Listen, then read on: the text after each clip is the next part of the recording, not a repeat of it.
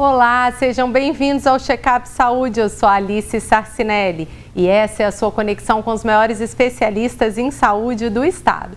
Tá vendo esse QR Code aqui na tela? Aponta seu celular para ele. Através desse QR Code você pode me mandar perguntas lá na minha rede social, @doutora Alice Sarcinelli, e também ter acesso às nossas colunas diárias no jornal Folha Vitória. Seja muito bem-vindo, aqui a casa é sua e a sua dúvida sobre saúde também vai ser minha. Sabe aquelas perguntas que você não tem coragem de perguntar nem para o espelho? Eu vou ser essa pessoa, vou fazer essas perguntas por você, porque hoje a gente vai falar de distúrbios sexuais, de gestação, de infertilidade, com grandes especialistas do Espírito Santo. Fica aqui.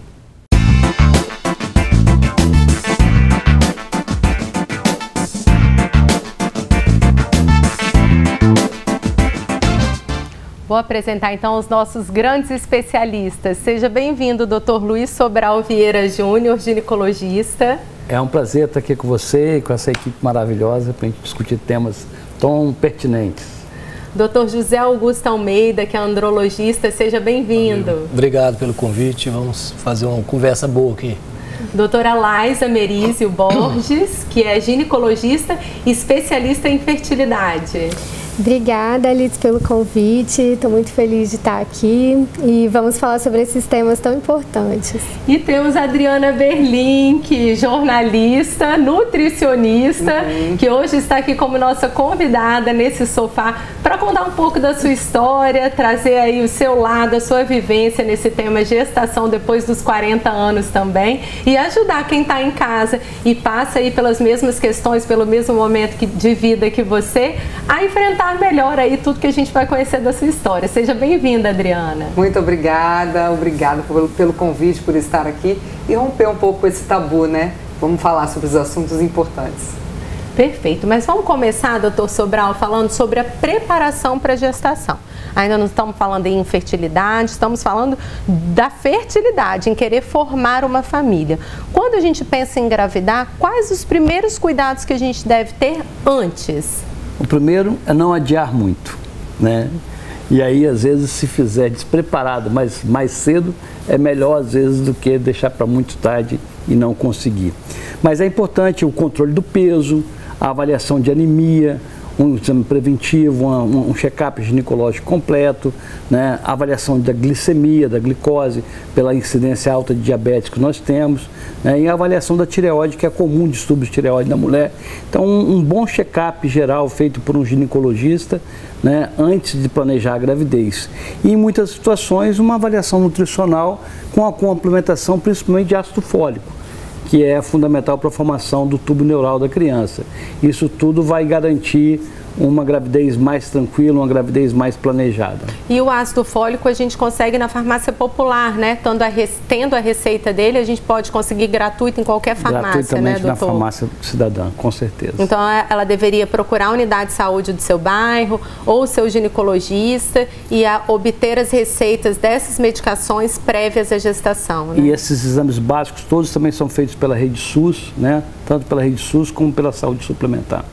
Perfeito. Gente, aqui a gente gosta de sentir na pele. Então a gente vai ouvir agora a história de uma gestante. Como é que foi para ela engravidar e ela tem também uma dúvida. Se você tiver a sua dúvida, não deixe de mandar também pra gente. Meu nome é Marcele, eu tenho 28 anos.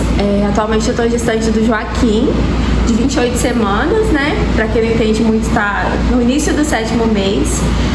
Eu vou falar um pouquinho de como é que foi. Eu e meu marido já somos casados já há um bom tempo, estávamos planejando uma gravidez aí pro ano que vem, mas eu já estava sem tomar remédio há um tempo, né? Já tinha saído do método hormonal e estava fazendo uma tabelinha. E planejando pro ano que vem, porque a gente achava que ia demorar para engravidar, achava que seria 1 ano, até mais, né? Por conta de 8 anos tomando anticoncepcional. E foi muito rápido, justamente no período ali que a gente estava monitorando da tabelinha, ovulei na semana, aconteceu de engravidar e eu descobri bem no iniciozinho, com 4 semanas. E eu queria saber se realmente, para quem está tentando engravidar, se o método de tabelinha é um método confiável, né? Para você monitorar seu ciclo, para saber e garantir mais essa chance de maior probabilidade de engravidar. Doutora Laís, a gente sabe que muita gente usa a tabelinha tanto para engravidar quanto para não engravidar, né? Como um método contraceptivo. Vale a tabelinha? Então, hoje está bem comum, inclusive em aplicativos, né? As pacientes fazem um acompanhamento e o objetivo da tabelinha é estimar o período ovulatório.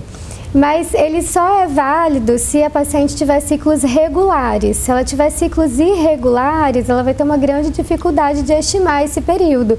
E, inclusive, os ciclos irregulares têm uma relação importante com a ausência de ovulação. Então, não é em todo caso que vai funcionar. Perfeito. E, doutor, o senhor falou, né, da gente correr aí quando der para poder engravidar, mas quando deve se adiar?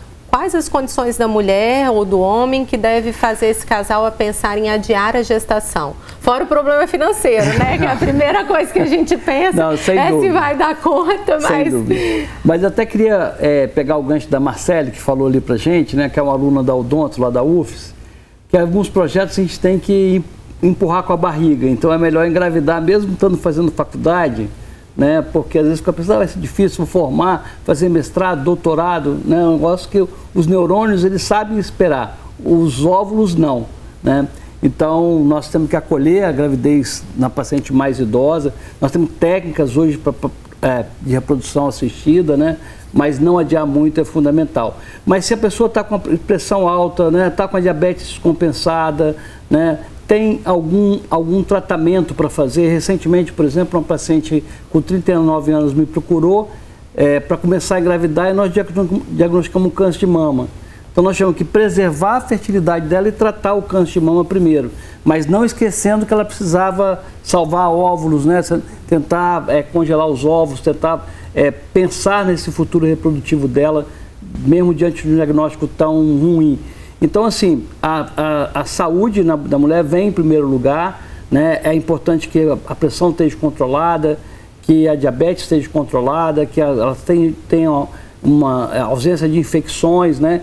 E também ausência de doenças neoplásicas. Então, essas são as situações que aí não tem jeito, a gente tem que adiar um pouco e preservar a saúde dessa mãe.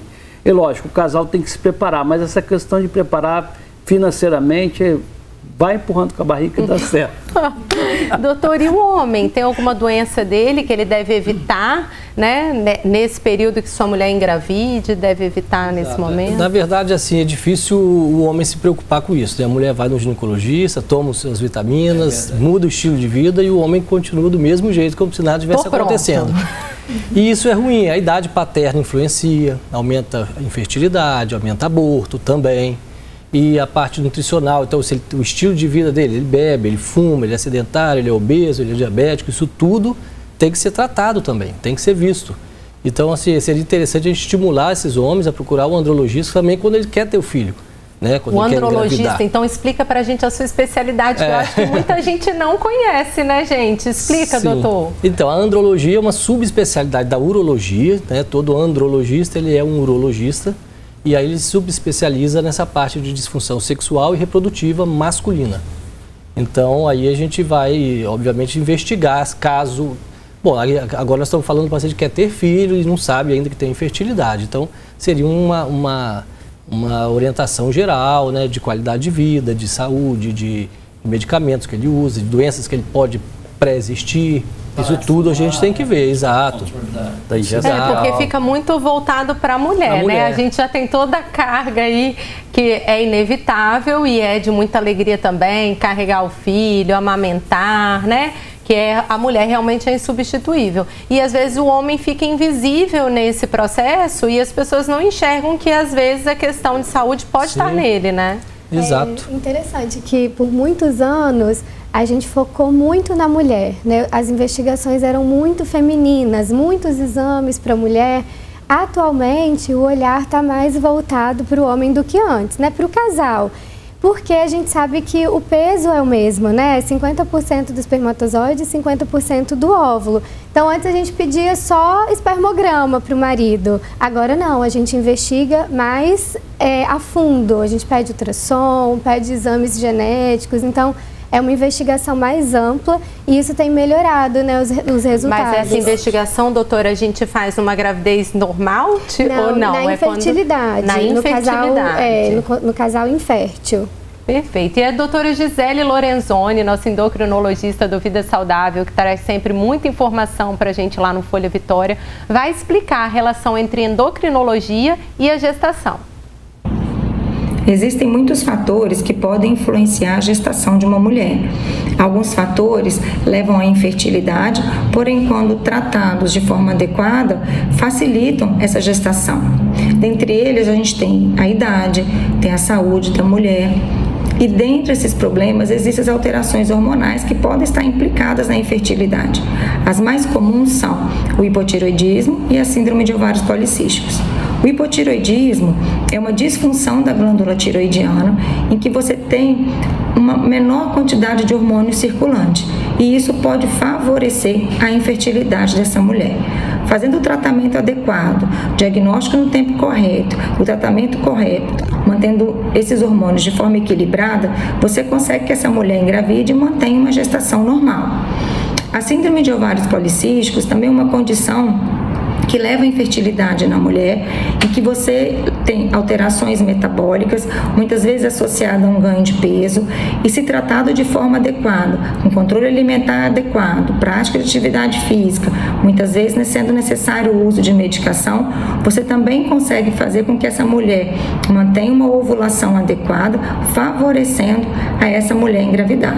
Então, portanto, não pode deixar de faltar, durante a avaliação de infertilidade, a avaliação hormonal, porque esses podem sim estar implicados em processos de infertilidade, mas se diagnosticados e tratados de forma adequada, consegue fazer com que essa mulher engravide e tenha uma evolução normal na gestação.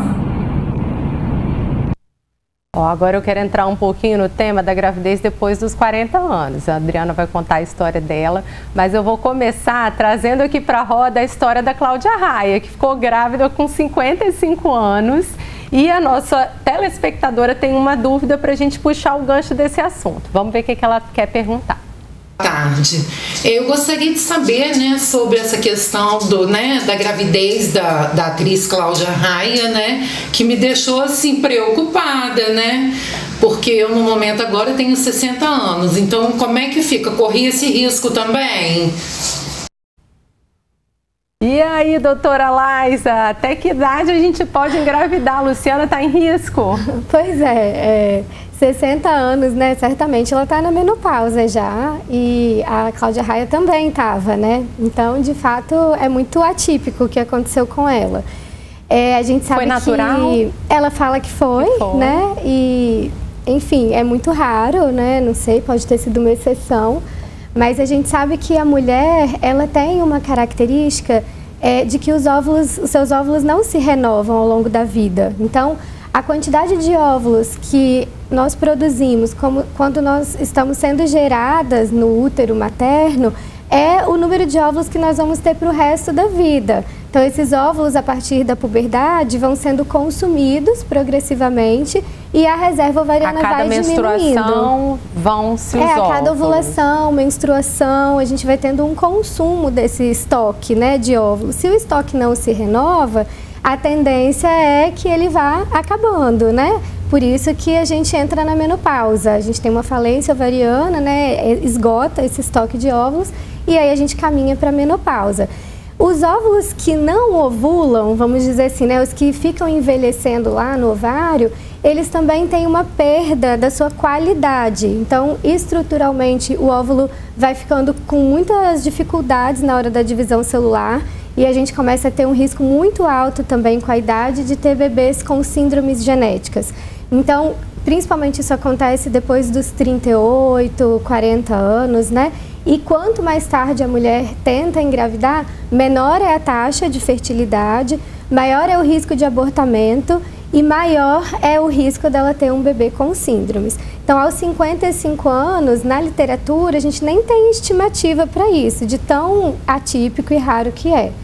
Mas você falou da mulher e do homem. A idade do homem também conta, mesmo sendo jovem, uma jovem de 20 anos com um homem de 60 anos. Como é que a gente faz essa probabilidade aí em relação a síndromes, a saúde do bebê, a aborto? A gente sabe exatamente, isso aumenta o risco de, como eu citei anteriormente, de aborto, de infertilidade, especialmente depois dos 50 anos. Do homem. Tá? Do homem. E da mulher, então, 60, 35, a gente já sabe que tem uma perda mais importante. No homem, assim, lógico que 40 seria uma data, uma idade boa ali, de 40 para baixo.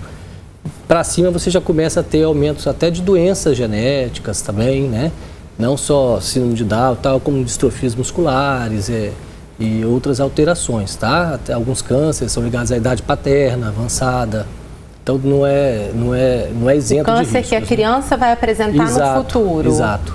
Tem a ver com a idade paterna. Do pai.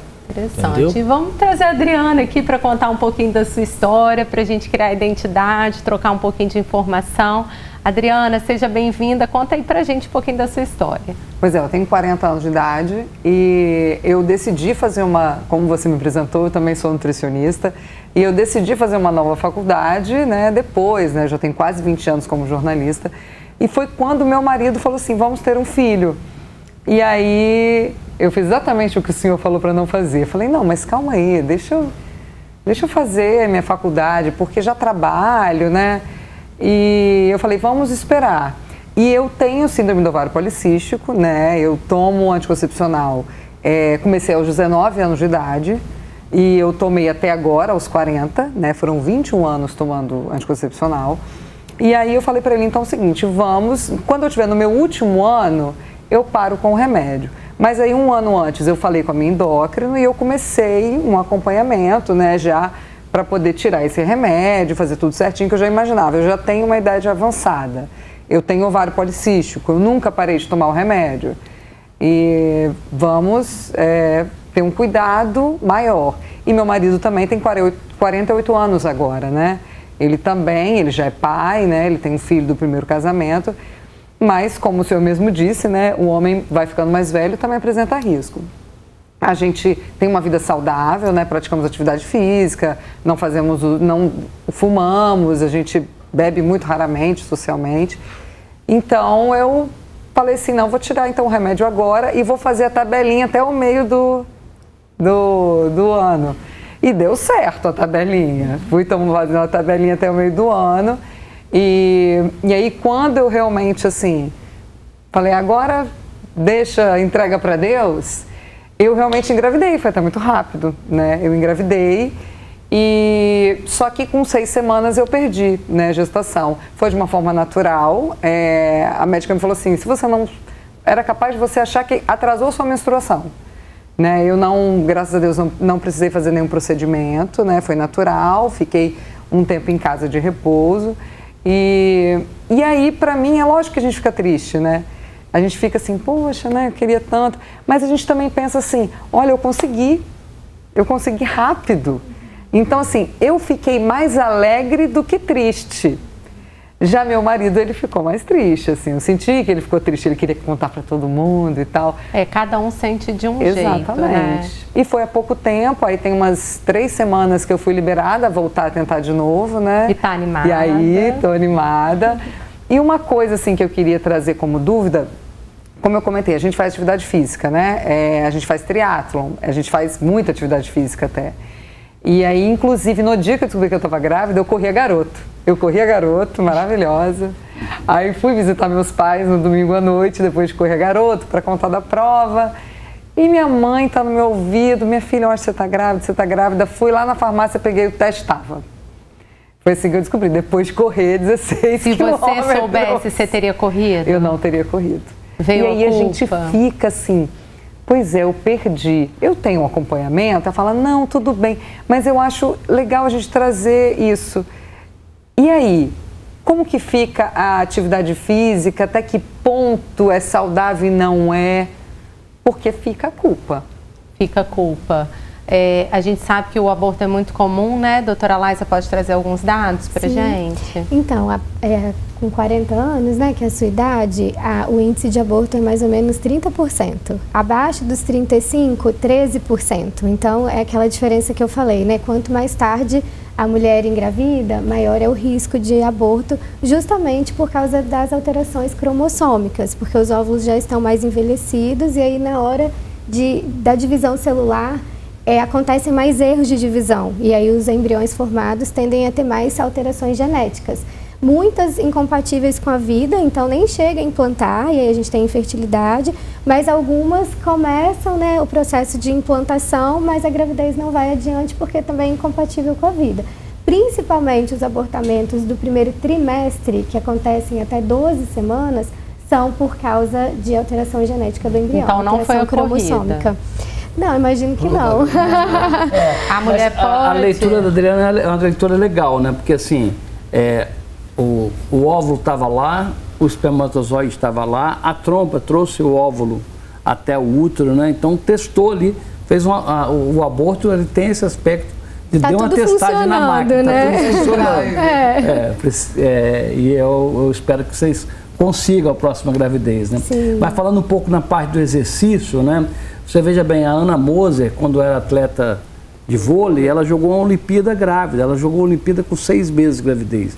Então, quando a pessoa já é uma atleta de alta performance, né, isso tem uma repercussão menor. É lógico que você engravidou, querer se tornar um atleta de alta performance durante a gravidez não é aconselhável, né? Mas você já faz triatlo e tudo.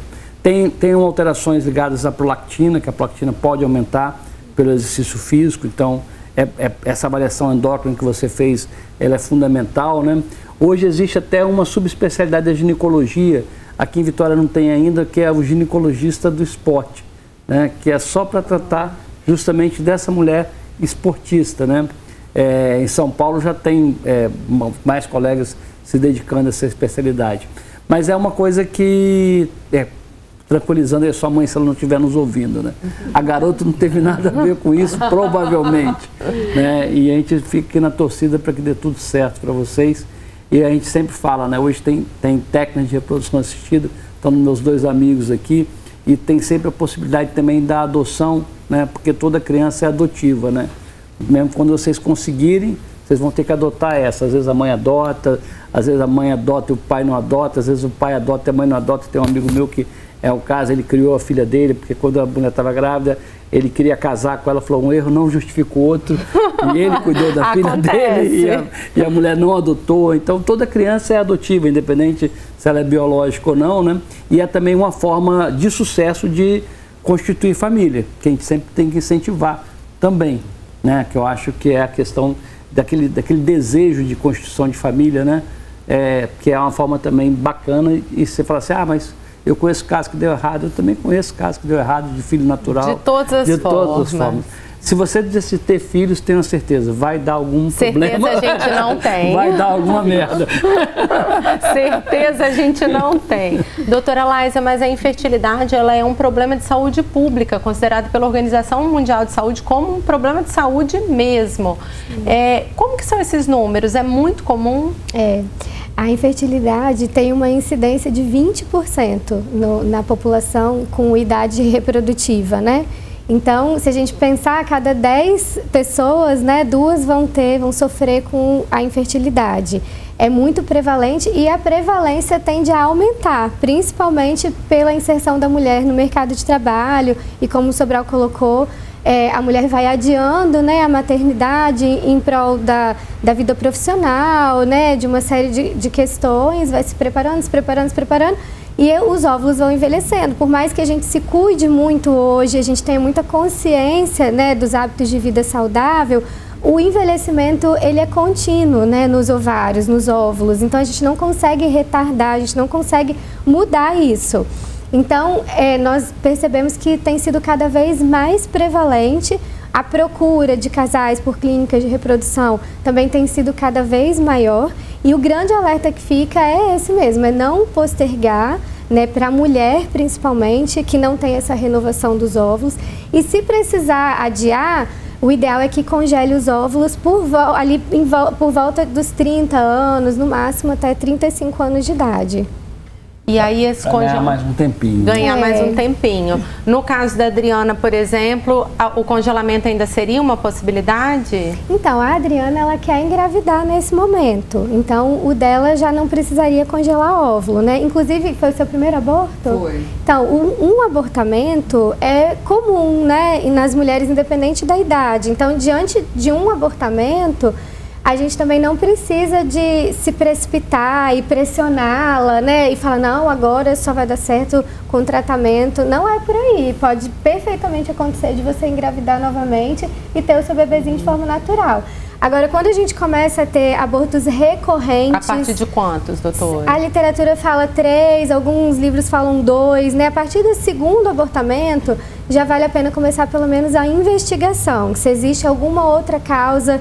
Feminina ou masculina, exatamente, porque a gente trouxe aí o homem para a roda, né? Se existe alguma outra causa que esteja ocasionando essas falhas, né, de evolução gestacional ou abortamento, e aí se houver, a gente tratar para evitar um novo episódio. O abortamento é muito sofrido, né? Emocionalmente, abala muito mesmo o psicológico. Então, eu recebo muitas mulheres que no primeiro abortamento já querem fazer a investigação. E assim, não é errado, mas também não é recomendado, porque pode não ser nada e na próxima gravidez dá tudo certo. Mas para evitar um novo sofrimento, muitas preferem investigar, pelo menos, né? E se a gente encontra alguma alteração, aí sim a gente vai focar, né, na alteração que a gente encontrar.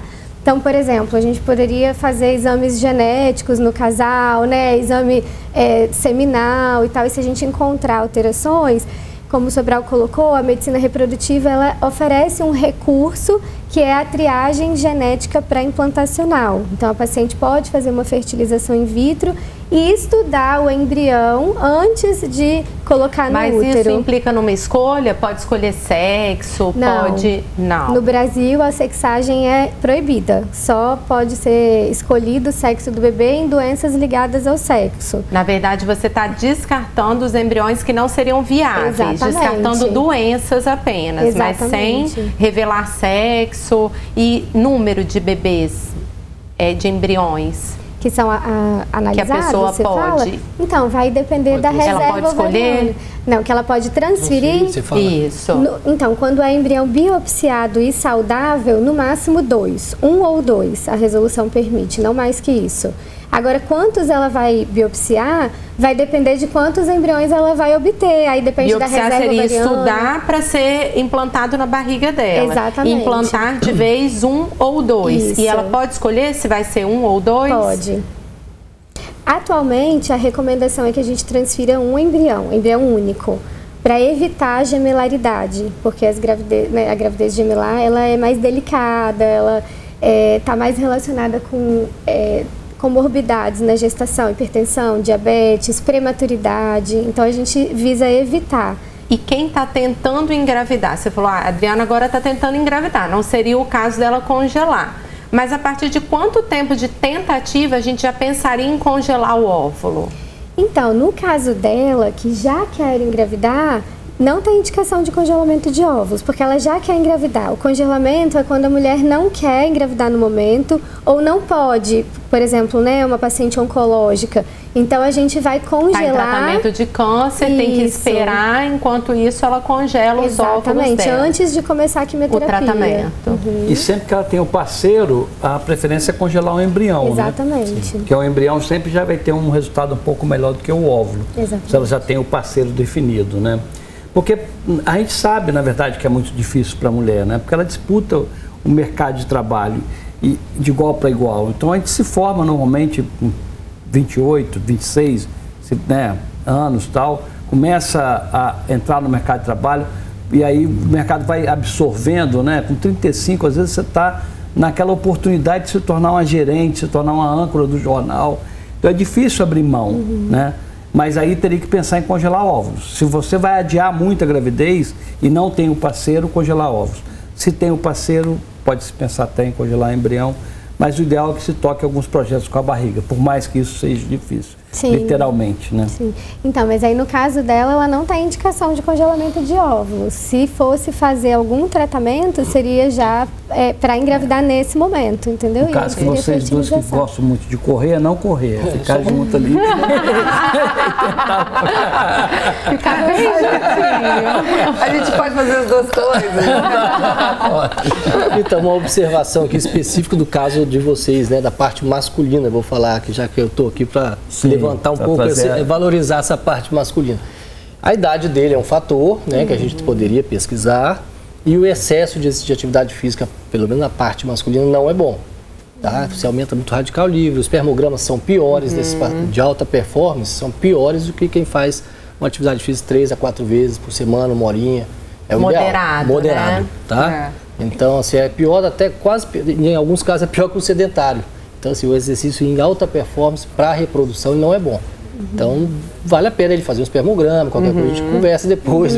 Teria que avaliar o casal, como sempre, o ideal é esse, né? Não só a mulher, né? Como a gente não fala muito sobre um homem, ainda mais ele, que já é pai, né? Tem um filho, entendeu? Não, comigo tá tudo bem. Tudo bem, né? O homem esse é o pensamento geral, né? Eu já tenho aqui o certificado com o meu filho de que eu vou representa uma outra idade, né? Sim, então, passou tempo, né? Sim. É o que a gente deixou bem claro. Exato. Perfeito. Vamos trazer mais uma dúvida de ouvinte aqui pra gente? Doutor, a gente ouve muito falar de menopausa das mulheres e andropausa. Homem tem andropausa a partir de que idade? Então, aí o homem não tem uma andropausa especificamente. Não tem andropausa. Né? Não tem.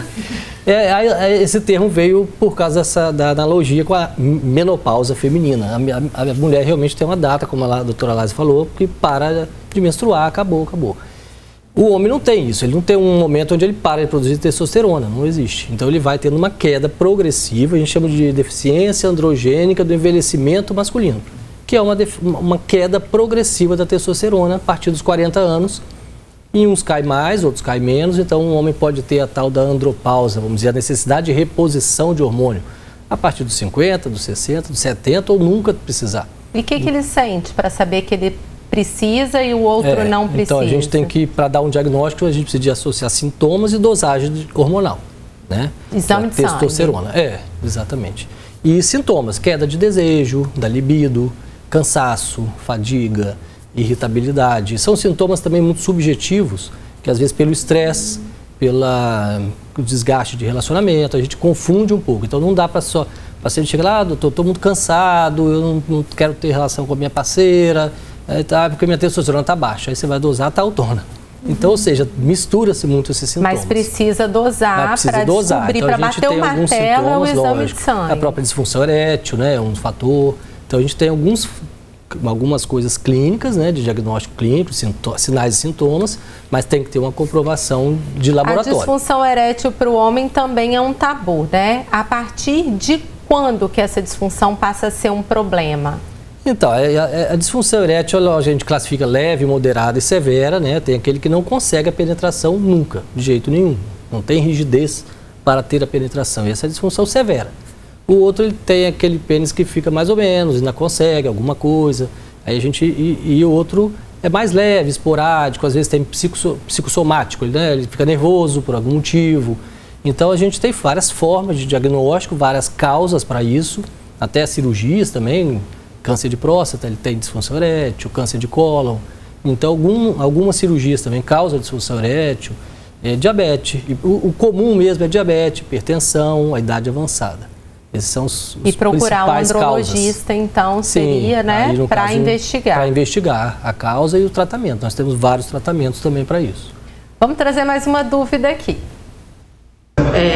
A pergunta é, quando que a gente sabe que a gente está realmente na menopausa e não tem mais chances de engravidar?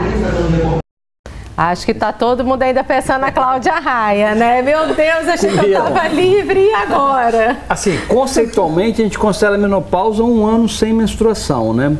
Mas o climatério ele começa um pouco antes, né? Então, didaticamente, a gente fala assim, dos 35 aos 45 é o climatério pré-menopausal, dos 45 aos 55 é o período que a menstruação vai parar, então é o perimenopausal, e depois de 55 pós-menopausal. Mas a idade da menopausa é dos 40 aos 59. Antes dos 40, menopausa precoce. Se for antes dos 30, tem até que fazer cariotipagem para avaliar alterações genéticas, né? E aí, a parada da menstruação, o aumento do FSH, né, a avaliação hormonal é que vai dizer para a gente se ela tem chance ou não de gravidez. Mas acontece, pacientes de menopausa precoce que tem uma ovulação tardia, e tem um caso excepcional igual o de Cláudia Raia aí, né? Uma coisa que eu gosto muito de colocar para os meus pacientes é a idade da mãe, que é 85% das vezes coincide a idade da menopausa da mãe com a idade da mulher. Ah, a gente então, perguntar para a nossa mãe a idade que começou a menopausa dela. Normal, mais comum é os 50, se a mãe entrou na menopausa aos 50, ok, ela deve entrar na menopausa aos 50, a fertilidade vai cair muito 10 anos antes. Mas se a mãe entrou na menopausa aos 42, a fertilidade dela pode começar a cair a partir dos 32. Sim. Então não é matemática, muito individual, mas essa idade da mãe ou a idade de uma irmã é um parâmetro, né? Uma guia para a gente saber. Pensar se ela tem mais tempo ou menos tempo, né? Se ela vai congelar óvulo mais cedo. Sim, tem relação também com a menarca, com a primeira menstruação? Não, a única informação que tem mais relação é com a idade da mãe. E, gente, olha que interessante. Vocês sabiam que a alimentação pode te ajudar na fertilidade? A nossa endocrinologista, a doutora Gisele, vai explicar um pouquinho disso pra gente também. Existem diversos fatores que podem adiar uma gestação, como a idade, algumas doenças presentes na mulher, algumas alterações hormonais, o estresse e uma alimentação inadequada. Então, para quem pensa em engravidar e ter uma gestação saudável, é fundamental que haja uma escolha dos alimentos que vão ser colocados no prato. Em um estudo recente publicado em Harvard, foi avaliado o impacto da alimentação sobre a fertilidade. E eles destacaram alguns alimentos que não podem faltar na dieta da mulher, incluindo ômega 3, ácido fólico, o cálcio e a vitamina B12. Então foi sugerido que alguns alimentos fizessem parte da dieta dessas mulheres, que melhorasse a fertilidade. Dentre eles, as folhas verdes escuras, os laticínios, ovos, o tomate, as castanhas, que são alimentos ricos em nutrientes e importantes para a fertilidade da mulher. É muito importante também que haja uma redução de alimentos ultraprocessados, açúcares principalmente os açúcares refinados, os carboidratos simples, aqueles alimentos ricos em trigo, em farinha de trigo branca, que ajudam também a melhorar a fertilidade da mulher. Mas o mais imprescindível é que mantenha uma alimentação equilibrada, a prática de atividade física e sempre um acompanhamento médico para que você tenha uma gestação saudável. Adriana, nossa nutricionista aqui na roda também.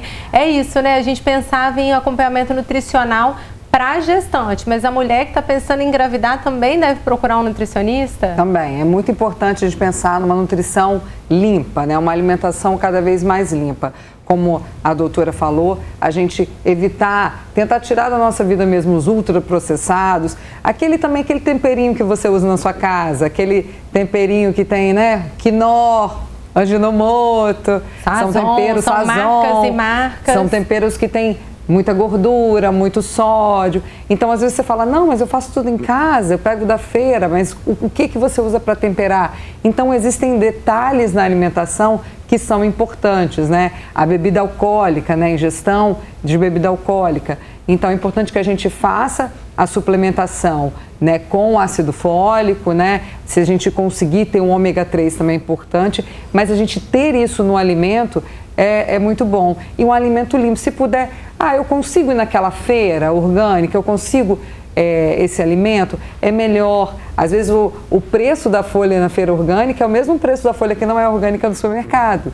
Então é a gente colocar na balança, a gente fazer melhores escolhas, né? Prestar atenção em legumes, verduras, um prato sempre colorido, importante também para a tireoide funcionar bem, que é importante ela estar em bom funcionamento para a fertilidade feminina.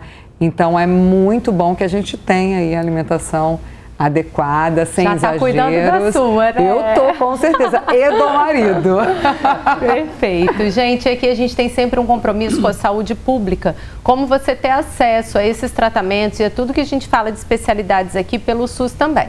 Então, o doutor Sobral falou sobre o acesso do pré-natal nas unidades de saúde, mas a gente também quer falar de pré-natal de alto risco. Como você faz para poder ter acesso e como que funciona? Olá! Eu gostaria de agradecer a participação desse projeto, respondendo ao questionamento como funciona o pré-natal de risco no SUS. As pacientes elas são referenciadas através das unidades básicas de saúde para um hospital de terciário, como por exemplo o Hospital das Clínicas. Então são mulheres que já tinham alguma doença de base, como cardiopatias, hipertensão, diabetes, doenças reumatológicas e várias outras, ou mulheres previamente saudáveis que apresentam algum aparecimento de alguma doença durante a gestação ou alguma alteração no desenvolvimento, no crescimento do seu bebê. Então, o pré-natal, ele conta com uma equipe multidisciplinar. Além do obstetra, existe o enfermeiro, nutricionista, psicólogo, algumas especialidades médicas, como endócrino, cardiologista, oftalmo, neuro, né, de acordo com a necessidade clínica. Durante o pré-natal, é muito importante o envolvimento de pelo menos um familiar nesse processo da gestação e do parto. Então, nas consultas, a gestante e o familiar são informados sobre o bem-estar do bebê, sobre o bem-estar da gestante, sobre a interferência da evolução da gestação sobre uma doença de base e da interferência da doença sobre a evolução da gestação.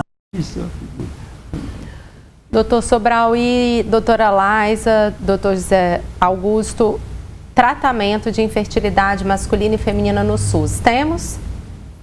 Então, a Laisa até eu participei junto com ela de uma luta para tentar montar alguma coisa mais elaborada em termos de reprodução humana para os casais lá no Cana, no hospital universitário, né?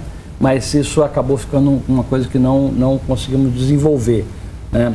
Alguns lugares, por exemplo, tem um amigo meu em Campos que ele vende alguns tratamentos para a prefeitura, então a prefeitura oferece para alguns casais. Aqui no estado, o que a gente faz no Hospital das Clínicas, o que eu sei que a Santa Casa também faz, né, os hospitais universitários fazem, são os tratamentos cirúrgicos, né? A paciente tem um septo uterino, que está dificultando ela engravidar, tira o septo, ela engravida, tem um mioma que pode ser a causa, não é comum, mas se o mioma for a causa, tira o mioma. Então as cirurgias a gente faz pelo SUS, né? Mas a gente não tem a tecnologia de alta complexidade para fazer reprodução pelo SUS, infelizmente, no Espírito Santo, né?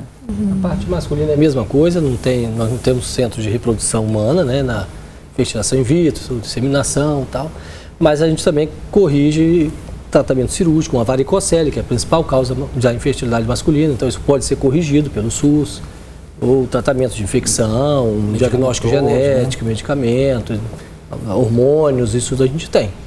Mas os tratamentos de laboratório, a gente fala de alta complexidade, né, de fertilização in vitro, a gente não tem. Infelizmente ainda não tem. Porque é uma estrutura cara, né, assim, para ser viabilizada no sistema público. Então, na verdade, no Brasil, a gente tem 9 centros apenas, no Brasil inteiro. Então acaba que particulares, 9 centros. Não, do SUS, pelo SUS. E alguns nem fazem todo o tratamento, né? Alguns centros a paciente tem que arcar com uma parte do tratamento, outros centros são completamente pelo SUS. Mas isso gera também uma fila grande de espera, né? Porque a oferta é muito menor do que a demanda, né? Como a gente falou, a demanda é muito grande de casais que precisam desses tratamentos. E, infelizmente, aqui no estado a gente ainda não tem. Isso seria uma coisa, eu tenho em termos de hospitais federais, universitários, né? Natal tem um hospital e eles fazem, né, a reprodução assistida, mas é uma maternidade, um serviço praticamente de atendimento à saúde da mulher, e que eles compraram essa briga, mas eles têm uma parte subsidiada pelo Ministério da Saúde, que é muito pouco, e o próprio hospital subsidia o tratamento. Então, porque vamos pleitear mais investimento mas aí. Não vão pedir isso para a Rita, não, vão pedir isso para o secretário de saúde, que a Rita que é a nossa diretora lá do CAN, né? Porque assim, o CAN não tem condições de subsidiar, senão vai faltar medicamento para outras coisas. Mas é importante a saúde pública ter esse olhar para esses casais que precisam de engravidar, né?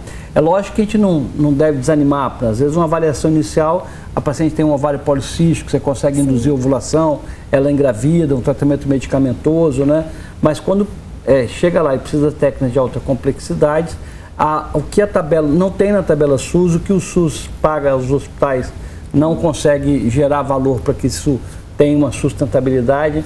Então é preciso que os gestores, né, da saúde tenham um olhar diferenciado para esse número enorme de casais que não conseguem engravidar na saúde pública, né, e que não têm acesso, ficando o acesso só para aquelas pessoas que têm mais condição financeira. Sim. Perfeito. E nessa parte, gente, que a gente está indo mais aí para o finalzinho do programa, eu quero falar de assunto que é tabu, porque eu prometi que eu ia fazer perguntas que você não tem coragem de fazer aí nem para o seu espelho. Então a gente quer falar de disfunção sexual masculina e feminina. Doutor José Augusto, começa falando pra gente quais são as principais disfunções masculinas, porque esse nome é difícil, mas eu aposto que todo mundo aí conhece o que é uma disfunção. O paciente pode ter a disfunção erétil, né? A disfunção orgásmica, ele pode ter uma ejaculação precoce ou ter a anorgasmia, ou dificuldade de obter, ou não ter orgasmo, ou demorar muito para obter esse orgasmo, né? É lógico que tem vários motivos para isso, a gente tem que fazer uma investigação. O mais comum é a disfunção erétil e a ejaculação precoce, são as principais queixas do nosso consultório de urologia. E tem tratamento? Tem tratamentos e com resultados muito bons, né? A disfunção erétil a gente trata desde mudança de estilo de vida, parar de fumar, tratar diabetes, tratar hipertensão e medicamentos. Tem vários medicamentos hoje, medicamentos genéricos com preços mais em conta, mais fáceis, o azulzinho, mais acessíveis. É o famoso azulzinho. E tem vários genéricos similares, etc. E aí a gente vai evoluindo o tratamento com injeções intracavernosas, ou seja, uma injeção no pênis para induzir a ereção, ou até chegar à necessidade de uma prótese peniana. Então a disfunção erétil tem vários níveis de tratamento também, de acordo com a gravidade dessa disfunção erétil. A ejaculação precoce é uma coisa que o paciente demora muito a procurar a gente. É engraçado. O trabalho mostrou que eles demoram quase 10 anos para procurar o urologista. Porque às vezes a pessoa não identifica, ele fica meio com vergonha, ele não inviabiliza aquele ato sexual, sim. Então ele tem não enxerga aquilo como algo que pode ser tratado, acha que é algo dele, né? E a gente tem tratamentos bons hoje, muito eficazes. Se marcar, ele não vai. Não vai, entendeu? Então, assim, tem várias formas. E esses são os principais queixas, né? Lógico que tem várias outras e às vezes até problemas psíquicos também, né? Então a gente às vezes tem parcerias com psicólogos para encaminhar, para fazer um acompanhamento disso aí. Doutor, e na mulher, quais são as principais disfunções sexuais? Tem a alteração do desejo, né? Que é o hipodesejo, a baixa do desejo sexual, da procura, né? E algumas vezes... Mas todo mundo acha que com o tempo, com relacionamento, exatamente. É normal. Aí todo mundo pergunta na roda, para você quantas vezes por mês? Para você, mês? Semana? Quantas vezes por dia? Como que a gente começa a desconfiar que passou do ponto ali a falta de desejo? Essa tem uma coisa que é bem individual e às vezes depende do casal, né? Então, quando está incomodando, né, a sexologia ela é um pouco... até, vamos dizer assim, conservadora nessa questão, né? Se ela tem desejo 2 vezes por mês, já pode ser considerado normal, né? Mas é comum você ter uma disfunção em relação ao que o casal quer, né? Às vezes a mulher gostaria de uma relação mais duradoura. Se eles estão em harmonia, tá bom. Porque tem aquela diferença que os mais antigos falavam, né? Que o homem é o fogão a gás, né? Que esquenta rápido, mas acaba às vezes interrompendo, e a mulher é fogão a lenha, né? Que demora mais a esquentar, mas quando esquenta, acho que isso é fundamental, fica quente mais tempo. O modelo é diferente, né, do homem e da mulher. Não se comparar com outro casal, não perguntar para sua amiga, perguntar para o seu marido se tá bom para ele, né? Então tá bom. E vice-versa. A outra questão é do orgasmo, que é uma questão muito importante, que também tem que ser uma avaliação do casal, né? Porque se o homem tem ejaculação precoce, ela não consegue ter orgasmo, não por um problema dela, mas por problema da duração da relação, né? A região do orgasmo da mulher é a região do clítoris, então o casal precisa aprender também a explorar bem essa região que vai facilitar o orgasmo feminino. E é basicamente isso, né? E algumas vezes o acompanhamento com a psicoterapia para dar suporte a esse casal aí é importante. Mas quem que a mulher pode conversar? Com ginecologista? Com ginecologista, e aqueles casos mais vamos dizer, mais graves, mais acentuados, tem o sexólogo, que é o casal que é o médico mais especializado, né? Muitas vezes essa mulher não tem liberdade para falar sobre isso. Então, a queixa sexual é uma queixa que na história clínica do ginecologista ela deve ser uma busca ativa. Né? O médico perguntar, abordar, porque às vezes a gente tem vergonha, né, de começar o assunto. Se você pega um médico que também tem vergonha de abordar e não aborda isso com você, é fundamental isso fazer parte da história, você perguntar àquela mulher, e se ela tiver com o marido, sempre é bom também, porque você já tem uma informação do casal, para que ela possa ter liberdade de falar sobre isso e buscar ajuda, porque realmente hoje tem muita coisa que pode ser ajudada, né? A mulher tem menos medicamentos, né? Mas tem alguns antidepressivos que melhoram a questão do orgasmo. Então você pode também tentar algum tratamento medicamentoso, mas não é uma revolução tão grande como a Pfizer produziu quando trouxe o Viagra para o mercado. Né? Perfeito. Gente, a gente vai para um breve intervalo, mas na volta a gente vai falar de alimentos que te ajudam aí nessa libido que a gente está comentando aqui. Fica aí que ainda tem assunto sobre libido hoje aqui. Desejo sexual, você não precisa ter vergonha de conversar sobre esse tema, não.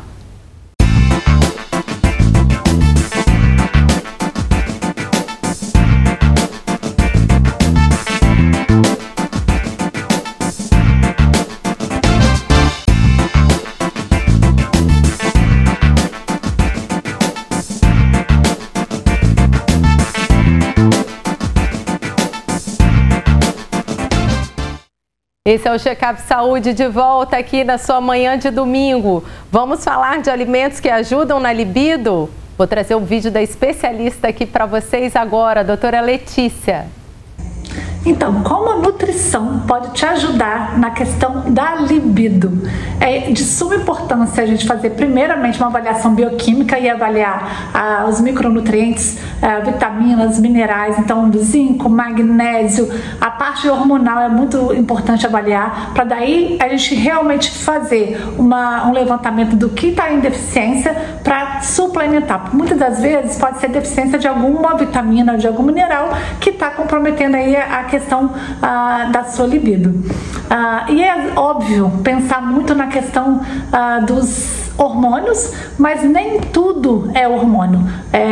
Às vezes as pessoas têm uma testosterona um pouco mais baixa, mas tem uma libido ok. Então, pensar sempre que libido tem muita relação com a nossa cabeça, com o nosso bem-estar. E além disso, é de suma importância prestar atenção no que você se alimenta. Então, assim, homens que têm problema de ereção, é importante usar alimentos que tenham uma quantidade maior de vasodilatadores. Então, a melancia é super importante porque ela é rica em citrulina, então é um vasodilatador. E usar a parte branca é importante, tanto para homem quanto para mulher. Chocolate acima de 70% cacau é vasodilatador. A gente tem também a pimenta, que é super importante. Além disso, o açafrão é importante tanto para mulher quanto para homem, que ajuda principalmente a mulher a lubrificar e o homem também. Gengibre é muito interessante. Nunca esquecer da quantidade de proteína, que aumenta também a produção de testosterona, e os alimentos que são ricos em zinco. Eu gosto muito de pedir para os pacientes usarem semente de abóbora e semente de girassol, porque são ricos em zinco e magnésio. Isso vai te ajudar muito na questão da sua libido. Essa semente de zinco e magnésio, você pode colocar isso na sua salada, que fica super importante.